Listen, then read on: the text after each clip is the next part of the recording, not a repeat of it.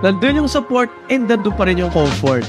Nice. Buti na lang may ganito. Though ayaw ko kasi itsura niya, no? Ulit-ulit, no?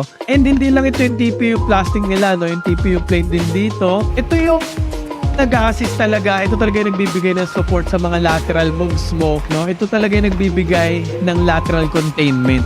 Medyo kinig siya ng konti yung midsole. Okay lang kasi meron pa rin namang naka-exposed, which is good thing pa rin, no? Plus pa guys, no? May torsion support po siya kasi meron po siya torsion plate na maliit dito, no? So nakakatulong para hindi kayo matapilok, which is napakaganda kasi sa ganitong price range, ganitong price point, meron pa ring torsion support para hindi mag-twist yan guys. Anti-twist po yun, no?